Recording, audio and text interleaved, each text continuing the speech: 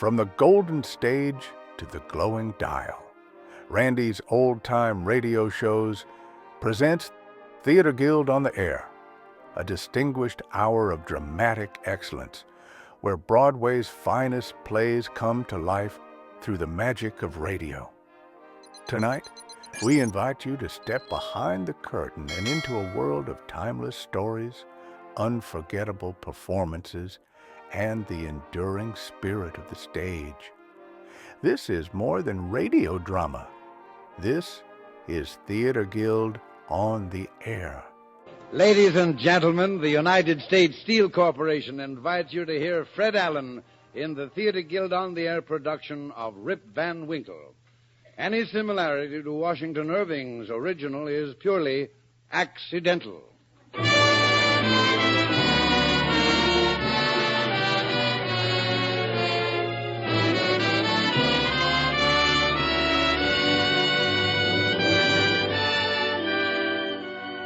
Every day, everywhere, you are served by products of steel. At home, in your business, and when you travel. The trademark of United States Steel, USS, on any steel product is your guide to quality steel.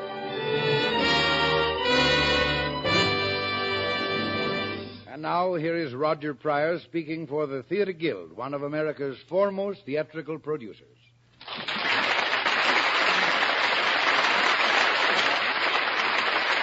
Thank you, Norman Brokenshire, and good evening, everyone. For the holidays, we bring Fred Allen and the Theater Guild together in Rip Van Winkle, or Stop the Drama, an original program by Frank Gabrielston, which you could describe as a travesty of Rip Van Winkle or Allen's Once Over Lightly. Kenny Delmar plays Henry Hudson. As Axel Menander, the director, you'll hear Arthur Margetson. Mary Wicks is Miss Dimmick, and Billy Lynn of the Theater Guild stage success The Silver Whistle will be heard as Mr. Horner.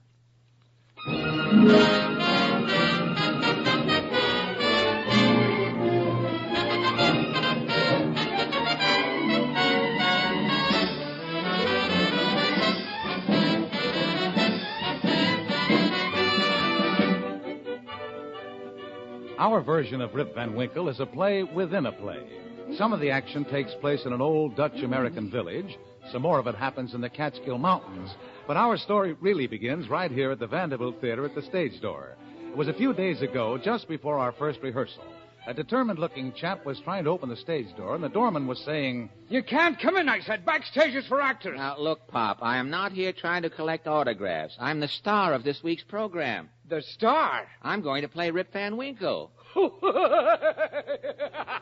Well, I hope it's that funny when I get on the air with it. Well, morning, Eddie. What's so funny?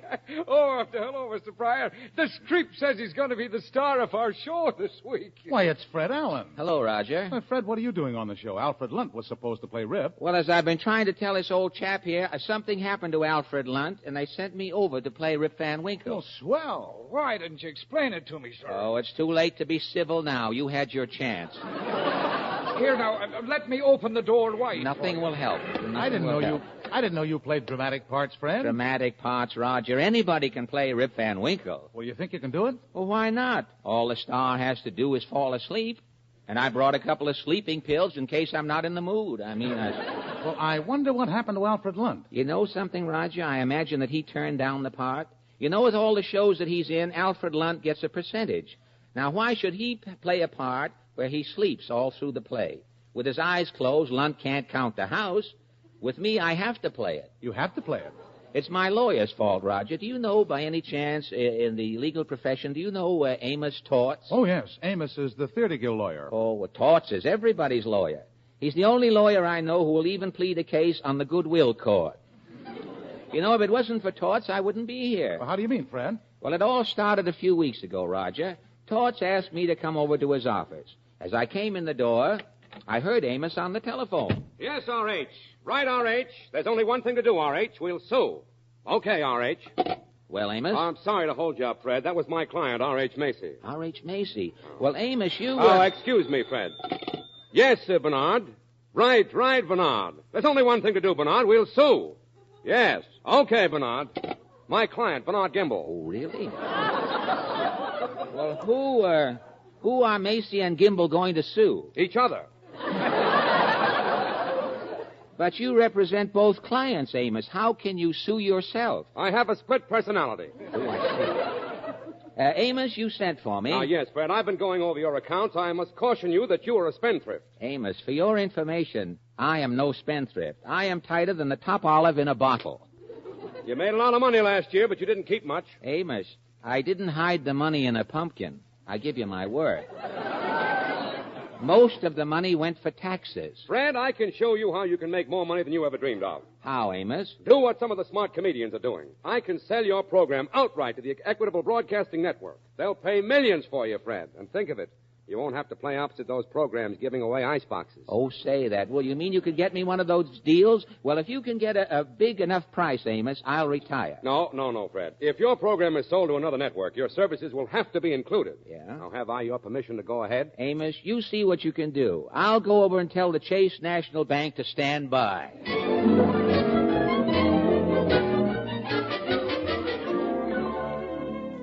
Well, all my life, Roger, I've heard that money is the root of all evil. And all my life, I've been trying to get enough of the root together to put that theory to the test. Well, you can imagine how I felt a few days later when the phone rang and Amos Torch said... Fred? Yes, Amos? Congratulate me, Fred. I have just sold you to the Equitable Broadcasting Company for $6 million. Wow. $6 million. Think of it, Roger. And I could keep 75%. Why, I had so much money, I not only bought Portland a television set, I got her 4 bartenders to go with it. Well, the next month, my program switched over to the Equitable Network. Everything was going fine. And then one day, the vice president in charge of programs sent for me. As I came into his office, he said... Alan? Yes, Mr. Dead Air? I want to talk to you. Well, I didn't know you vice presidents could talk. I always thought you sent memos, you boy. Don't be funny, Alan. You can't push vice presidents around on this network. Well, what is on your executive mind, Mr. Dead Air? Alan, I'm not satisfied with your work. Well, my program is the same as it's always been. Same structure, same stooges. I'm even telling the same jokes. Alan, do you know how many hours there are in a day? 24.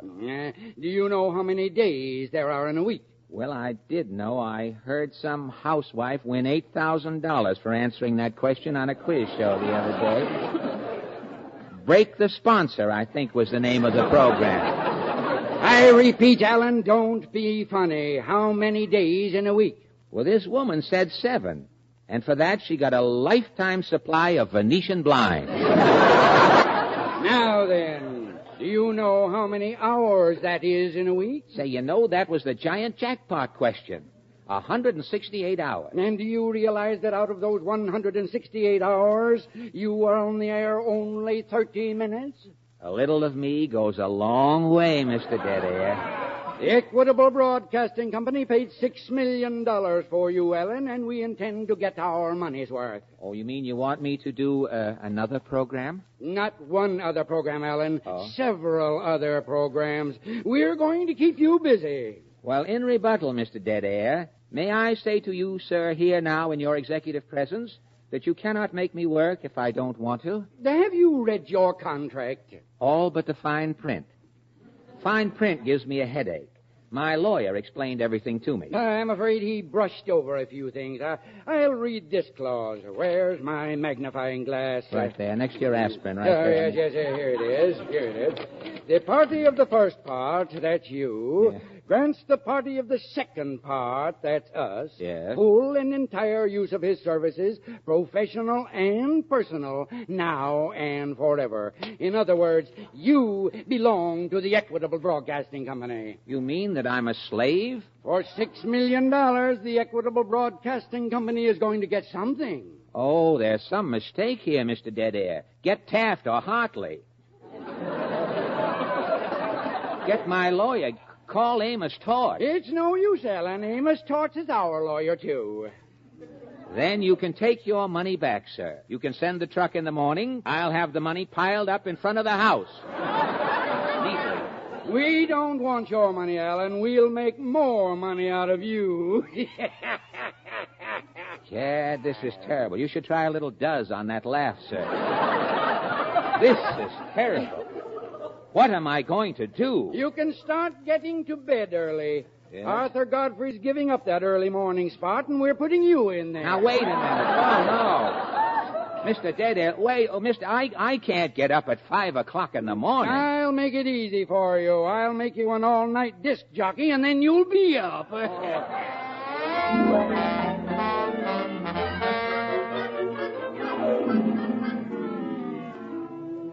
So that's my story, Roger.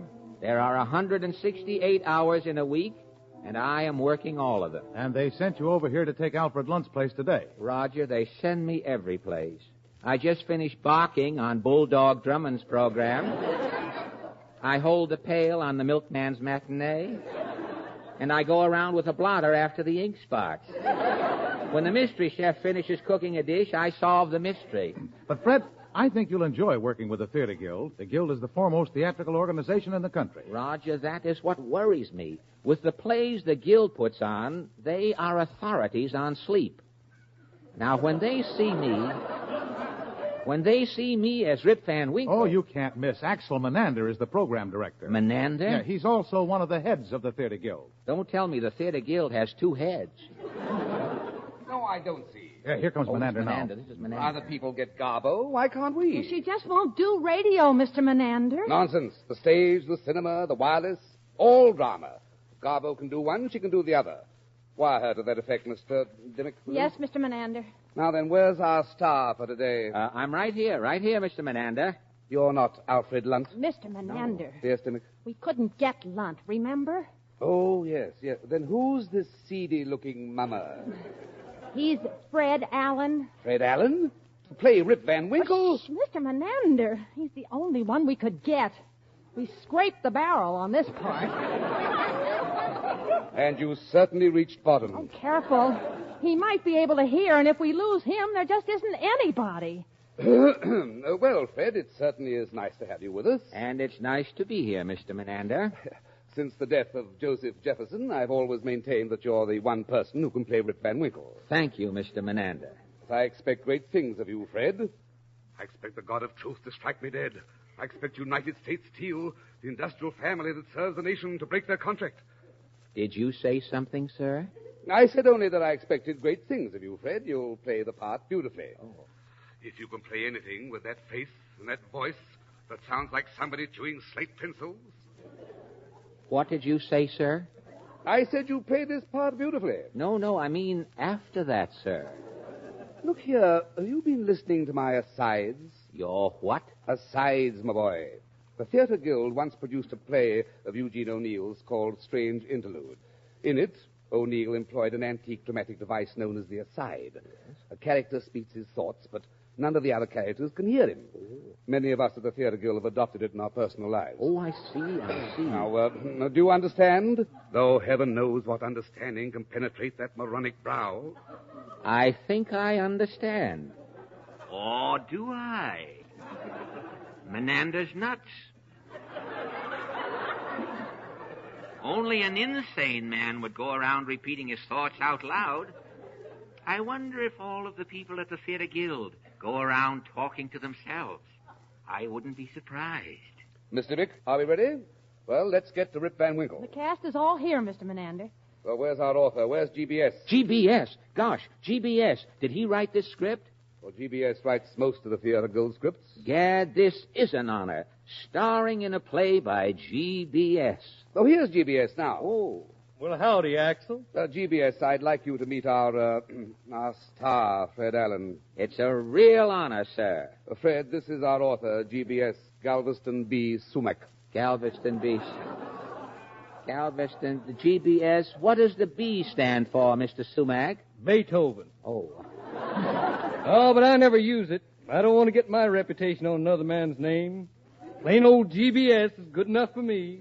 Well, GBS, have you been writing long? Yep, been writing since before I could read. Oh, say. Wasn't old enough to walk hardly before they found me scribbling on our parlor walls. All I needed was a wall and an idea, and there was no holding me.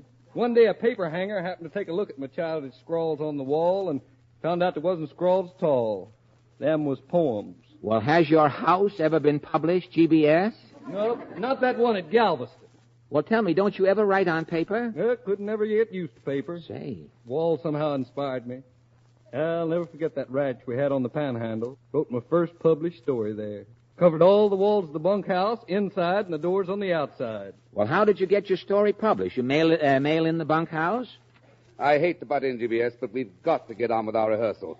Now, get set, everybody. All right, Roger. Give us the opening line. The story of Rip Van Winkle. Music, Louis.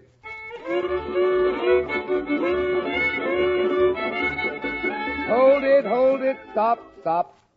Louis. Yes, Mr. Menander? This is the story of Rip Van Winkle.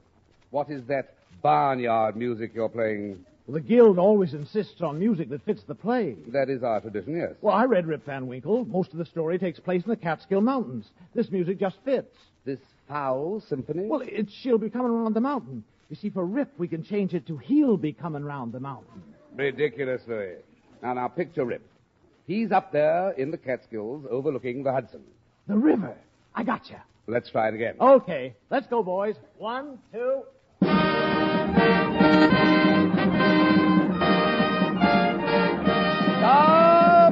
Stop it. Something wrong, Mr. Menander? What is that brassy gem? Anchors away. It fits in with the river. Louis, this is Rip Van Winkle, not Mr. Roberts.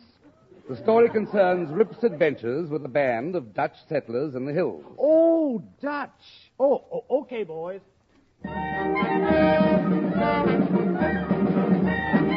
Hold it. Stop the music. Yes, Mr. Menander? Louis. Yes, Mr. Menander? Forget Rip Van Winkle. Forget the Theater Guild. The story takes place in the 18th century. Play anything. I'll improvise.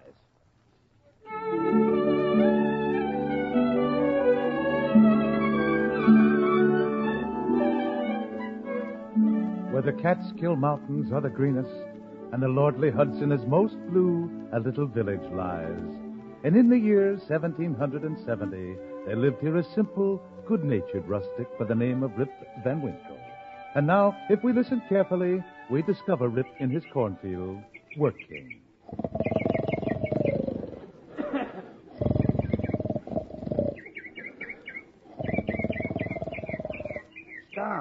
Stop. Hold it, everybody. Now we'll hear from the genius of the advertising agency. This is Mr. Horner, everybody. I'm sorry to interrupt, Axel. Thought it'd be more convenient if you'd wait till after rehearsal. It would normally, but this is basic. Well? Fred, does that snoring mean that you were supposed to be asleep? Well, that's what the script says, Mr. Horner. Fred, this is basic. We're doing an American classic, and it's un-American to have the hero a lazy man. Well, that's what it says in the story. That's the story. Well, he can't be lazy. Now, just a moment. I'm the director. I have something to say here. Rip was not lazy. He fell asleep in the field. Do you think for a moment that the Theater Guild would have the slightest interest in Rip Van Winkle if it was simply the portrait of a lazy man? If he's not lazy, what is he? What is he? He's neurotic. Obviously neurotic. That's worse than being lazy. How do you think the client would like it if we did an American classic and the hero is out of his mind? Being neurotic is not being insane. I happen to be neurotic myself. You see? Say, I have a suggestion, gentlemen. Well? Why don't we play Rip as a lazy neurotic, but at the same time make him level-headed and full of go? That's good. Blend those. Yes. It can't start out with him asleep in the cornfield. Well, suppose he's asleep at a table in front of the tavern. You mean he's drunk? Falstaff drinks. Falstaff's not the hero of an American classic. Mr. Horner, this all happened in 1770. Rip wasn't even a citizen then. A foreigner, huh? Well, in that case, you can do anything you like with him. I can sleep at the opening? You can drop dead at the opening. Let's start once again, lads.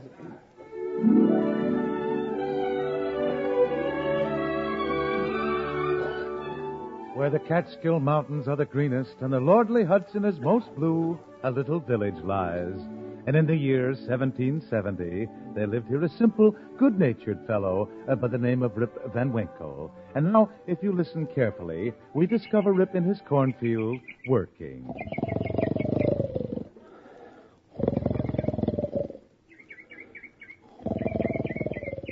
Do you call that a snore, Mr. Allen? As snores go, I thought it was a gem. Well, it won't do for the guild. Well, what's the matter with it? I want a snore with expression in it. Oh. Now, if Alfred Lunt was snoring at that microphone, it would be it would be too beautiful to bear. Yes? He'd make us think of little children drowsing over their toys. Yes? Or murderers haunted by their dreams. And of great whales asleep at sea. Great whales. Now you try it. No. Try for an organ tone. An organ tone. I shall open my diapason. No. I want a snore, not a dive bomber. Oh, I'm sorry. I was using both nostrils. I'll cut down to one nostril.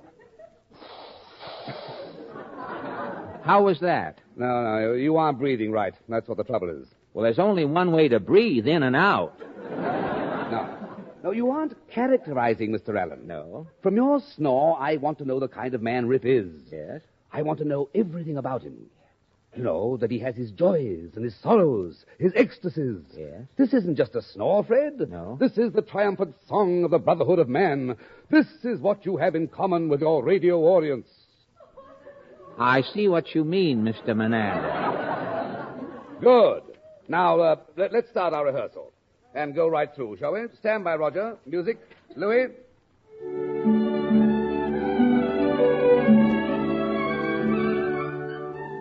Where the Catskill Mountains are the greenest and the lordly Hudson is most blue, a little village lies. No, hurry it up, Roger. We've heard this. Oh, and in the year 1770, there lived here a simple, good-natured fellow by the name of Rip Van Winkle. Now, if we listen carefully, we'll discover Rip in his cornfield working. Fly, Rip, fly. Thus wouldst thou weed. Up, dullard. Hold, wife. I shouldst hold thou, sleeping, everlastingly sleeping. Why dost thou sleep at midday, father? Art thou ill, mine father? I am not ill, children, nor do I sleepeth. Why art thou not working like the other men of our village? Because, O son of my loins, I am thinking. Well, what dost thou think about, sweet father? About a new way to catch the running deer. Then we shall never want for meat. Could talk be eaten, we'd all be fat. Sleep and prattle is thy whole life, and all the while we go hungry and in rags. Hast thou no pride? Pride is a sin before the Almighty, Dame Winkle. I'd rather have thee a sinner then than what thou art. A lazy, useless, shiftless, idle good-for-nothing. Up, I say. Aye, Dame Winkle. Oh, and to think I could have been the wife of the burgomaster Van Camp, the richest man in the village. And on the Sabbath, I should have ridden forth to church in a gleaming carriage with red wheels. Some day we shall have a carriage. Wilt we, father? Oh, joy. Oh, joy. Stop filling thy children's heads with foolish fancies. Get up and attend to thy labors. In but a moment, Dame Winkle. Oh, Rip, you try me sore. I have half a mind to beat thee. Oh, oucheth, oucheth. I'm glad thou hast but half a mind for it. A whole one would be my death. Oh, that hurteth. Oucheth. Then do as I tell thee now. I have a task for thee, if thy strength is up to it. What is it? My strength is up to it. What is it, Dame? Take thy small son into the village. I want Burgomaster Van Camp, who, as everyone knows, is also the village barber, to shear our son's overflowing lock. Thou meanst thou wouldst his hair cut? Even so. And if thou so much as touch thy foot inside the tavern door, thou'lt hear from me. I dare say, Dame. Cease loitering, then. Go and take that mangy dog of yours along with thee. His scent offends me. Come, my son. Come, my dog.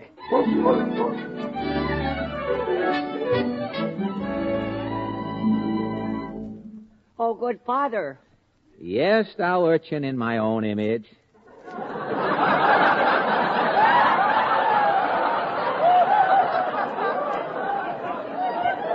Mother saith that if thou spend half the time in church thou dost in the tavern, thou wouldst be a greater saint than any. Thy mother hath a long tongue. Look, there is the tavern now, Father. Why, so it is, son. I knew not this was the way to Burgomaster Van Camp's, who, as everyone knows, is also the village barber. Methought the walk more pleasant this way, son. Oh, it would distress Mother should she learn we walked thus past the tavern. We are not yet past it, son. Well, for thy sake, Father, I hope that Mother learneth not we cameth this wayeth. Who would possibly spread such a tale as that? I have need of a new book of maxims, Father. Pray for it, son. Greetings, Frau Van Winkle. Oh, look, Father. There in his new carriage is Burgomaster Van Camp. Who, as everyone knows, is also the village barber. Oh, joy! Oh, joy! Cut! Now, wait a minute. Oh, well, no, Menanda, look. What are you stopping for, Fred? I just want to get out from under this bare covey of adjectives for a while here. Yes, you do seem to be having a bit of trouble with the words. Trouble isn't... This is not exactly Noel Coward dialogue, I must say. Well, Fred, what I was after was the savor and the aroma of the period. GBS, I think you have trapped the aroma. Alfred Lunt would just breeze through a part like this, Fred. I can see why he'd want to hurry through it. Well, see if you can't get a bit more of the classic manner in the playing. Classic manner? This story starts off like a long epitaph. Yeah, and how would you write it, Mr. Allen? Well, look at GBS. Look at this opening speech of Dame Winkle's. Look at this. Fie, rip, fie. Thus wouldst thou weed up dullard. Now, wouldn't it be a lot simpler if she just said, get up, you rat? Hardly 18th century, Fred. Well, neither am I. Well, now, just how would you tell Rip Van Winkle, Mr. Allen? Well, I wouldn't change it much. All right. Well, how would you do it? Well, excuse me. Before we start, Mr. Menander, there was a phone call for you from the Equitable Broadcasting Company, Mr. O.O. Dead Air. What did he want, Miss Dimmick? Well, he said not to let Mr. Allen go when the rehearsal was over until the men from the Broadcasting Company came to pick him up. They'll give you a receipt for him. Must you bother me with this trivia? So let's get on with your idea, Fred. Well, that's impossible just now, Mr. Menander. I've noticed here with a message from United States Steel is Norman Brokenshire.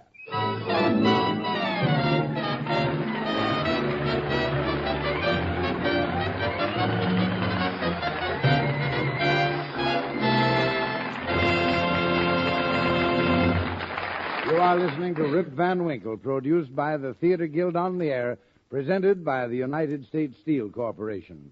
And here speaking for United States Steel is George Hicks. Good evening. We won't be with you again until after New Year's. So let me take this opportunity to wish each and every one of you a very happy, healthy, and prosperous 1949. Now from Huntington, West Virginia, with a special New Year's message from U.S. Steel, is Benjamin F. Fairless, President of the Corporation. Mr. Fairless. Last year, about this time, when I was privileged to speak to you, I talked about the importance of teamwork. Teamwork between labor and management, between industry and government, and among all of us in American industry and business. Teamwork was my idea of the most important subject I could talk about in a New Year's message from U.S. Steel. And this year again, it is just as important. U.S. Steel, along with the entire steel industry, set impressive production records in 1948. The industry shipments to customers, for example, were over 2 million tons greater than the previous all-time record year of 1944. And, of course, U.S. Steel, thanks to its $900 million modernization and improvement program, had plenty to do with these record shipments. But let me repeat what I said last year. Record-breaking production in 1949, just as in 1948 and 1947, depends not only on the size and efficiency of plants and equipment, but far more on what I consider the most important force for good in the world today, and that is the spirit and practice of teamwork. During 1948, for example, there was good teamwork going on in almost every phase of U.S. Steel's operations. Good teamwork between labor, as represented by the United Steelworkers, CIO, and our management. Splendid teamwork and understanding on the part of our customers, large and small, in the face of demand, which continued to stay ahead of even 1948's record-breaking production. And I only wish I could itemize the many, many kinds of teamwork U.S. Steel enjoyed in 1948, from transportation, coal mining, and all the other vitally important industries that help us provide you, the public, with more steel and better steel than ever before. Finally, even as I wish all of you a happy and prosperous new year on behalf of the 300,000 workers and 228,000 stockholders of U.S. Steel, I would also like to ask each of you to think about this teamwork idea for 1949. If all of us in the United States will really work together in the days ahead, then no problem will be too big for us, no goal too difficult to achieve. Working together as a team, we can help not only our own nation, but the entire world move forward into a new era of enduring peace and prosperity. We pause now for station identification.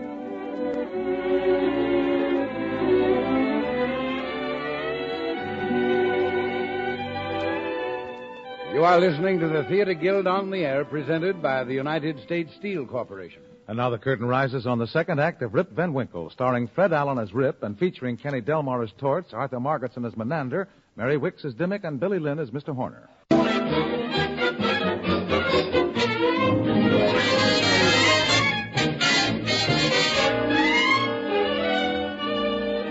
Fred Allen, who has become the exclusive property of the Equitable Broadcasting Company because he failed to read his contract properly, has been rented to the Theater Guild on the Air for a performance of Rip Van Winkle. A rehearsal for the play is now going on, which, when you consider the circumstances, certainly needs it. Now then, Fred, you were about to tell us your version of Rip Van Winkle. Well, Mr. Menander, I'd have it start out the same way that it starts now, you see. An old Dutch village. Only this Dutch village got big. It's New York City. The time is 1928. And in a Bronx flat live Rip Van Winkle, his wife, and their 2 children. Where's your pa, Judy? Kitchen. Doing what? Working. Pa, working? Cross my heart and hope to die, Ma. Working. Is he fixing the stove like he's been promising for the last year and a half? No, he's working on his mousetrap. That one he's inventing. That. He's working hard, Ma. He's got it set in front of a hole, and he's waiting for it to go off.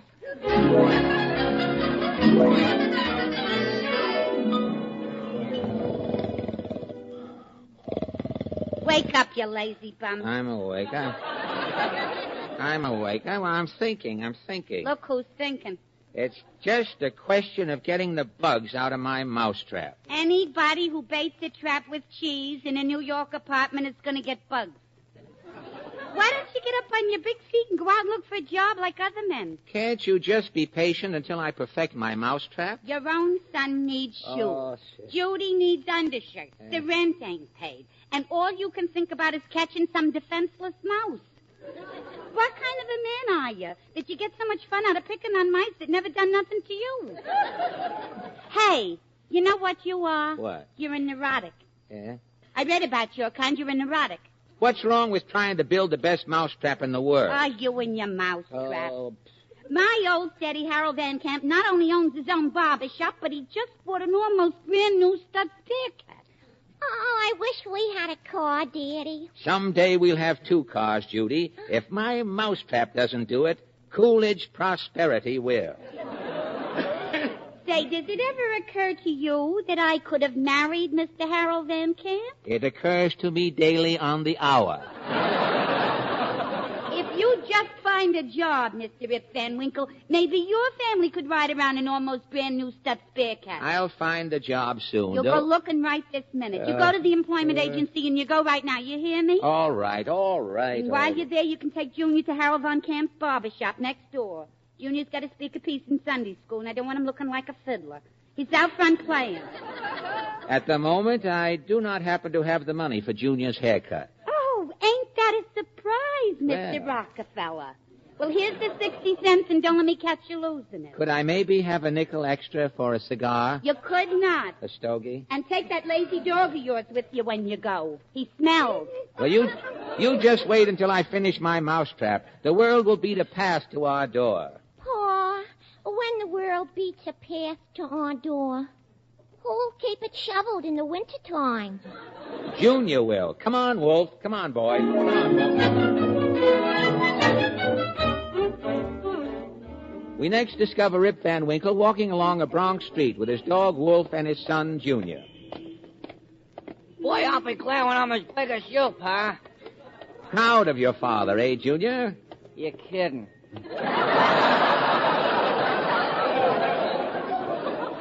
But when I'm your size, I just like to see you make me get my hair cut. Stop, Junior. Huh? Junior, don't move. What's Wolf doing? Acting like a well-trained English setter should. Wolf's pointing. It ain't polite to point. Point at what? You see that gentleman with the big black cigar? Yeah? Oh, now he's throwing a cigar away. So he is. Fetch, Wolf. Fetch, boy.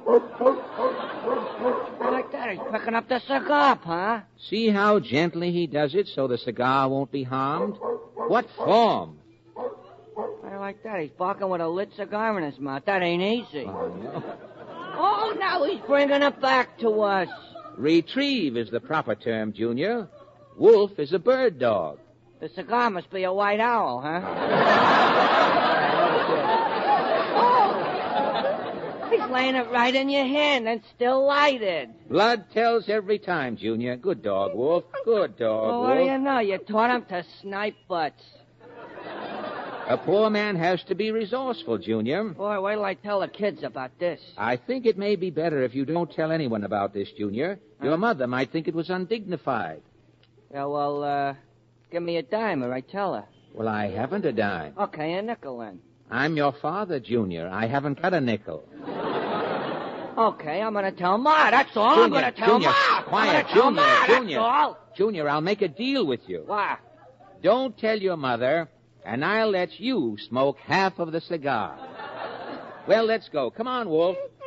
Ah, nice, Wolf. Hey, Pa, what's a speakeasy? A speakeasy? Junior, a speakeasy. Well, you ought to know. Ma says you're the reason they have them. Well, that's your mother. She's as funny as a mortician's acquaintance. Yeah, but what's a speakeasy? Well, you might call it an adult soda fountain. Gee, I wish I could go to one sometime. I would like to satisfy your curiosity, Junior, but we only have 60 cents, and that 60 cents is earmarked for your haircut. Well, could we just walk in, want to look? We wouldn't have to buy a soda. Stop, Junior. You make me thirsty talking about sodas. I want to go to a speakeasy, Pa. Come on, then. How can I deny a little child's tears?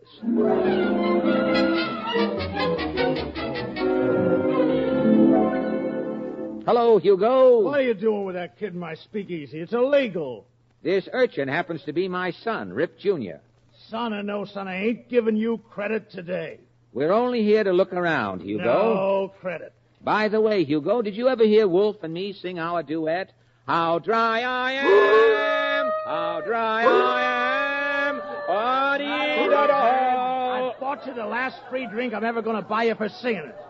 Hard-hearted Hugo. Cash on the bar. I want some moxie, Pa. You can't have it. I want moxie. Then you should keep your hair from growing.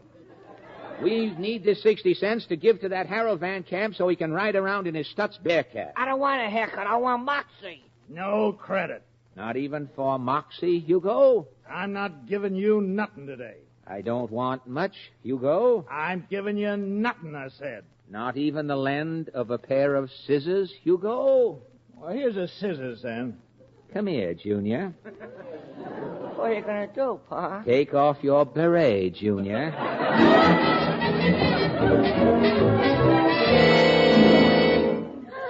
What happened to my boy's hair? That Van Camp just ain't much of a barber, that's all. Harold cut them chunks out? You know, I think it's I think his fingers are still cramped from driving his Stutz. Oh, how could you let Mr. Van Camp do such a thing, Junior? Well, Pa was there, too. Oh, ain't you going to be a sight in Sunday school? It don't even look like a haircut. Looks like he put his head in a pencil sharpener. Let us be thankful for small favors, wife. He still has his ears. And to think that Harold Van Camp could do this to me after what him and me was to each other. Come in, come in. This is one place I'm going to sell a ticket to the Barber's Picnic, or my name ain't Harold Van Camp. Oh, hello, Harold. Hello. Hello, Mr. Van Camp. Mr. Van Camp, she says, but no kidding. What a picnic. Next Sunday at the old Barber's home in the Catskill Mountains. It's for the benefit of the Barber's Fund. But we won't clip you much. Some nerve you got to talk about Barber's benefits after what you done to Junior. I done? Look at my poor boy. What, he get run over? Don't play dumb with me. You cut his hair, and I'm going to sue. Oh, no, I didn't cut the kid's hair. Holy cow, I'd do a better job than that with my grandmother's false teeth. Well, who done it, then? Well, it wasn't no barber. If you ask me, it wasn't even a man. Looks more like a baboon went crazy with the hedge clippers. A baboon, huh? I know somebody that description fits to a T. Rip. Yes, dame? What do you got to say for yourself? Me? You, Mr. No Good. Well, What's that, a fire? It's my mousetrap. It works. Hey, Pa! Pa, Wolf sat on the mousetrap again.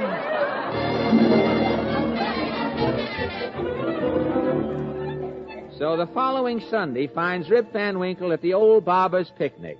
Hold it. Hold everything a minute, please. Oh, now what, Horner?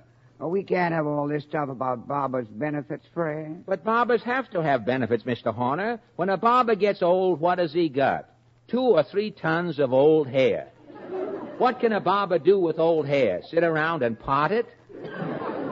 I'm talking about this Van Camp being a barber. Oh. He's your heavy, isn't he? He's the villain. Yes, he's the villain, that's right. Then he can't be a barber. That's no way to treat a sponsor who makes steel. What do you think they make razors out of? Bubble gum? Oh, I see your point, Mr. Horner. This is a problem. If we offend school teachers, the bottom will drop out of the pen point market. Fuller brushmen are in constant contact with metal doorbells. A playboy might even own stock in the company. Say, how about this? What, Fred? Harold Van Camp, a non-entity. That's it, Fred. A non-entity. A perfect radio character. Shall we continue, gentlemen?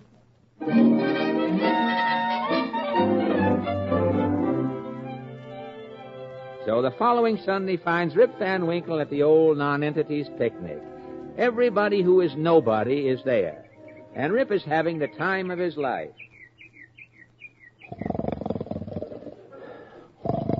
I'll wake up, can't you? I'm awake. Some man you are. You can't even come to the Catskill Mountains for a day of rest and relaxation without falling asleep. Where's Wolf? He's running around someplace. I hope he's lost. Serve you right for bringing him. I better take a look around. Here, Wolf. Wolf. If you're going to look for him, get up and look. Don't just lay there and yell. What's the matter, Judy? I'm scared something's happened to Wolf. Oh, he's just off hunting a rabbit or something. But I heard him barking up on the side of that big mountain there. Well, don't worry. Wolf won't fall off. But that mountain's haunted. It's what, Judy? It's haunted. One of the old men who lives here told me so. Some kind of awful things live up on top of the mountain. And they come out whenever it thunders. They're out now. Ain't you ashamed of yourself, Rip Van Winkle? Here's your own daughter crying her heart out and you ain't stirring a step. Get that dog. Here, Wolf. Oh, get up and look for him like a man. All right, I will. Oh, be careful of those awful things up on the mountain, Pa. Judy, after the years I've spent with your mother, there's nothing I can meet up in the mountain that can frighten me.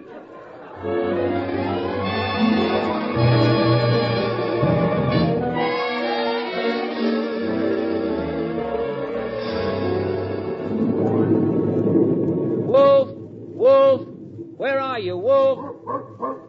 There you are, you runaway. Come here. What's the idea, making me chase all the way up this mountain after you, huh? What was that again? Oh, all right, all right. But don't let it happen again.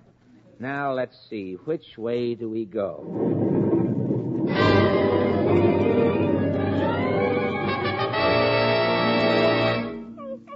A fine nose you've got for a hunting dog. You must have a sinus condition. Every time I follow you, we come out higher up on the mountain. We're lost, Wolf, and it's your fault. It's getting dark, too. The wife ain't going to like this.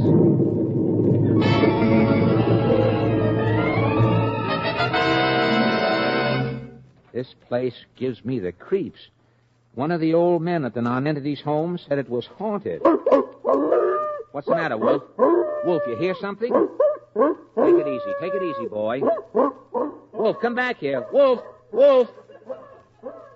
What do you suppose scared him? Methinks we did, Mynheer. Where did you two guys come from? I don't know what's so funny, except those clothes you two are wearing, those baggy breeches, those buckles on your shoes. What are you trying to look like, Old Dutch cleanser? Thou wilt come with us, Mynheer? Oh, no. You two guys are midgets. Don't give me any of your small talk. Thou wilt come, we said, Mynheer. The commander is waiting.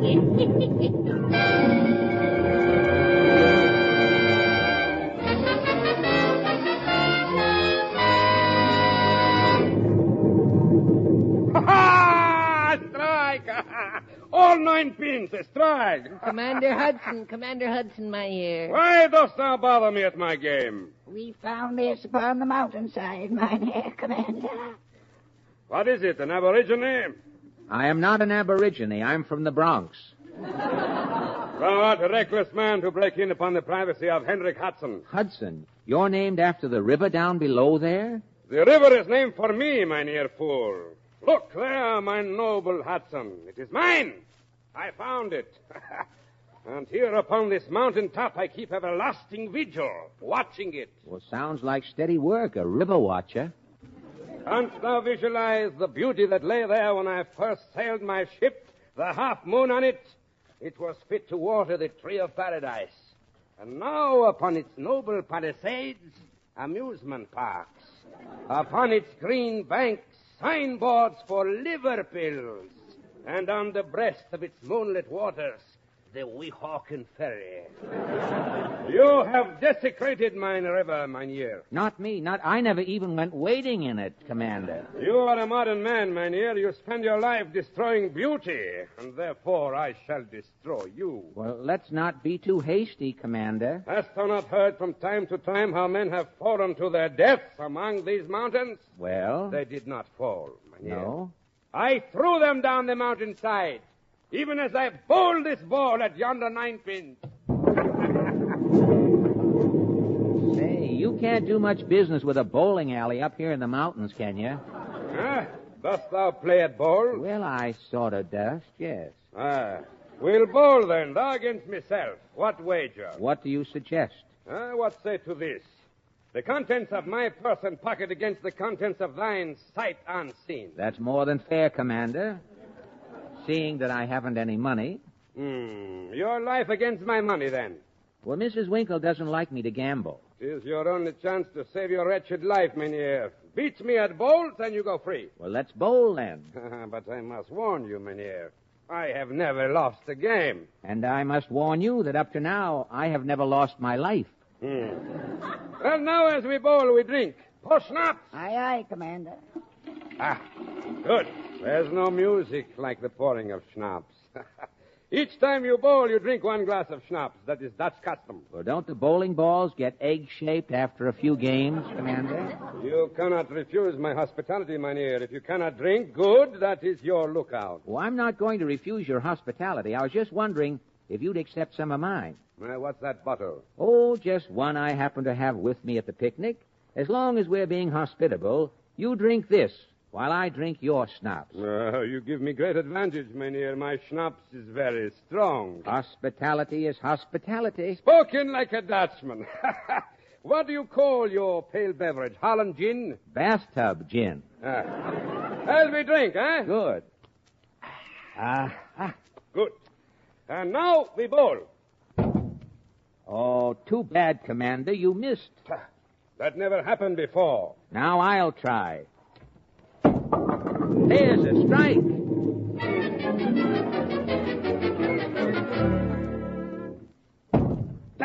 Missed again, Commander. Why are the pins floating in the air? Watch how we do it in the Bronx.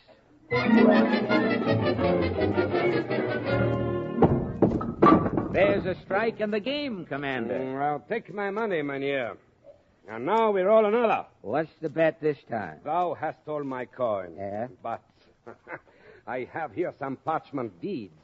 Land grants they are. I'll wager of them. Fair enough. But first we drink. Schnapps, bathtubs.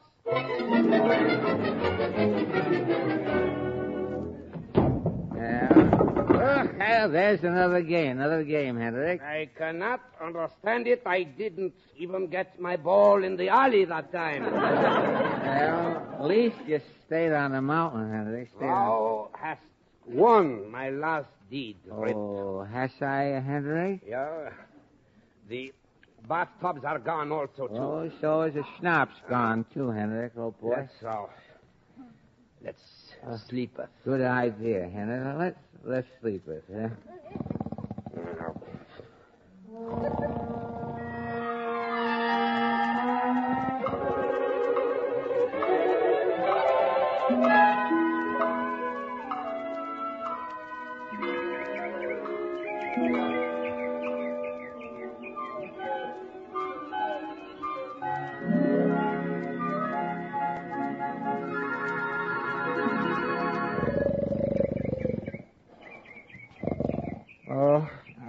Hey, I wonder how long we slept, Hendrik. Sounds morning. Hendrik. Hey, where is everybody?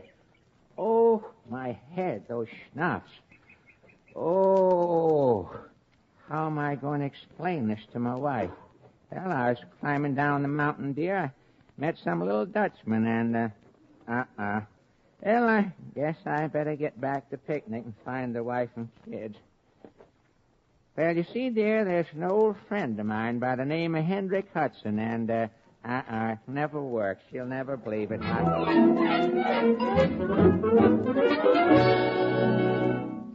We next discover Rip Van Winkle on the bus to New York, somewhat bewildered because his beard has grown a foot while he was asleep. Say, what's the newspaper say, mister? The usual, all bad. All bad, eh? Who's Al Capone been knocking off lately? Anybody we know? What are you talking about, old-timer? Capone's been dead for years. Yeah, I get up too early in the morning for that to fool me, mister. Next thing I know, you'll be telling me the Prince of Wales is King of England or something. No, he retired. The king's king now. King's king. I only asked you what the news was, mister. Mostly about the president's speech. A good picture of him, look. President, for heaven's sake. Oh, what's the matter? Coolidge is wearing glasses, and he's changed his name to Harry.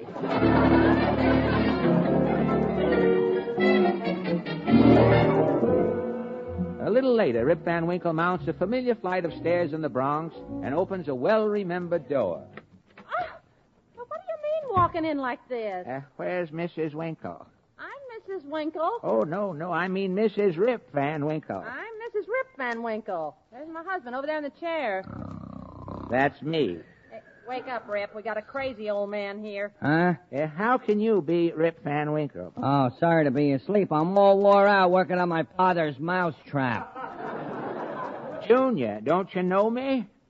Get lost, old man. Well, I was lost. I'm your pa, Junior. I come home again. Look at me. I think you better go someplace and sleep it off, mister. Yeah. My old man got lost in the mountains 20 years ago, and he ain't been heard from since. I tell you, Junior, I'm Rip Van Winkle. Don't nobody know me? Don't nobody know me? Oh, Walt's getting too old to take walks. Why not? He's over 20, Judy. Judy. Wolf. Huh? Who's this? Don't you know me, Judy? Well, should I? I'm your father, Judy.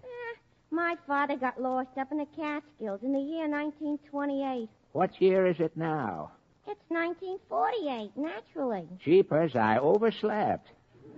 Look, I'm Rip Van Winkle. I've been asleep up in the mountains for 20 years. Don't nobody know me? Oh, gee.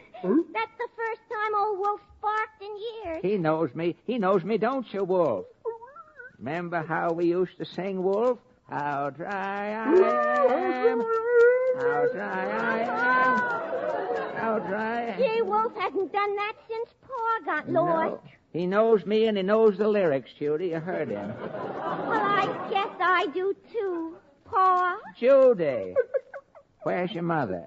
Can you stand a shock, Pa? What is it, Judy? Mother's married again. Well, I can stand that all right. You see, you were declared legally dead, so Mother married Harold Van Camp. The non-entity? He's a radio agent now. Oh, that's a step down, ain't it? Oh, here they are now. Did that picture smell? Oh, pardon me, Judy. You got company. It's Pa, Ma. Pa? He's been asleep up in the Catskills for 20 years.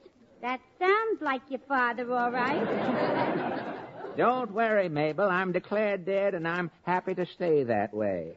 Oh, just think of poor Pa missing 20 years out of his life. So much has happened, Rip. The market crashed, and there was a big depression. Yeah? And then there was worry about a war, and then there was a war, and... Oh, you poor fella, you missed everything. Well, I'll try to bear up, Mrs. Van Camp. You know, Rip, we'll make things up to you. I'm Yeah? going to put you on television for the Soothe Rest Mattress Company. Oh, no. Rip Van Winkle, world's greatest sleeper. You can make plenty, too. No, Harold, I don't want to do that. Oh, big money in it, Rip. Oh, what do I need money for? Look who's saying he don't need money. Do you know what television pays? I don't need it, Harold, I tell you. What are those dirty old papers? Parchment deeds, land deeds. I won them bowling. Look here, I own the whole United States west of the Hudson River.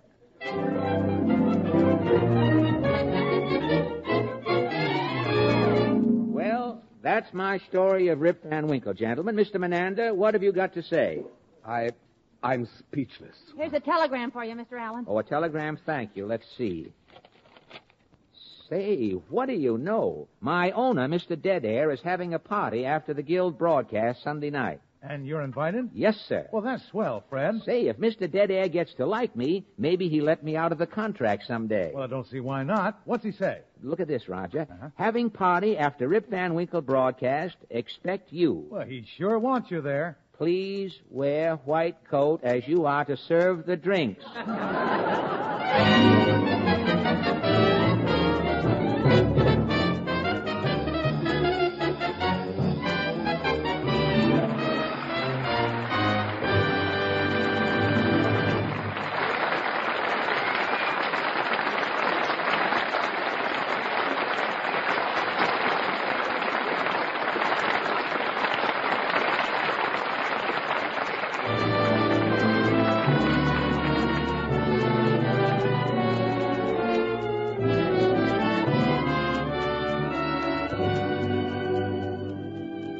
The curtain has fallen on the Theater Guild on the Air production of Rip Van Winkle, sponsored by the United States Steel Corporation, starring Fred Allen as Rip and featuring Kenny Delmar, Arthur Margetson, Mary Wicks, and Billy Lynn.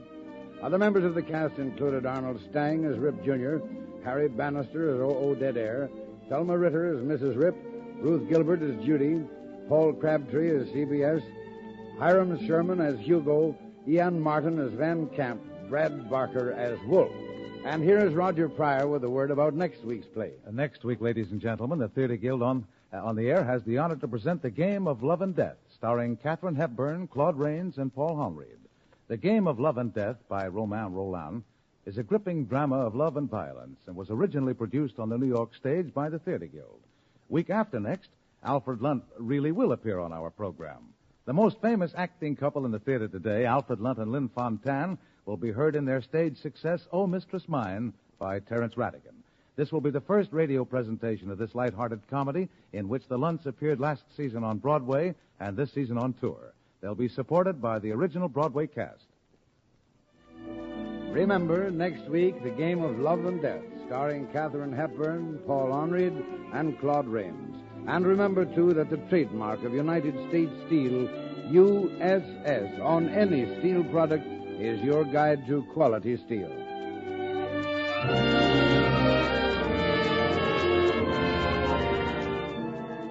The Theater Guild on the Air is under the supervision of Lawrence Langner and Teresa Halburn, with Armina Marshall, executive producer. The program is directed by Homer Fickett. Carol Irwin is production executive and S. Mark Smith editor. Music was composed and conducted by Harold Levy. Your announcer is Norman Brokenshire. The United States Steel Corporation hopes that you'll be with us next Sunday at this same time.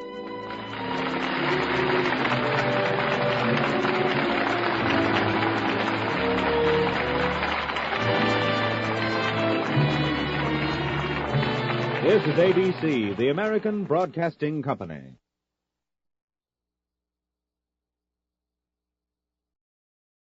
Well, folks, that's all for tonight's broadcast here on Randy's Old Time Radio Shows. Now, bringing these golden oldies back to life takes no small amount of time and effort from our good friend Randy, cleaning up the audio, converting the files, and making sure each show has the best audio possible. If you've enjoyed the program and you'd like to help keep these classics on the airwaves night after night, why not consider a small donation? Every penny goes straight to supporting Randy's work and helping this channel stay on the air. You'll find the links down in the description below. And for those of you kind souls who've already given, Randy tips his fedora to you. Your support truly keeps this old radio spirit alive. Thanks ever so much. And until next time, keep those dials tuned and keep the memories rolling.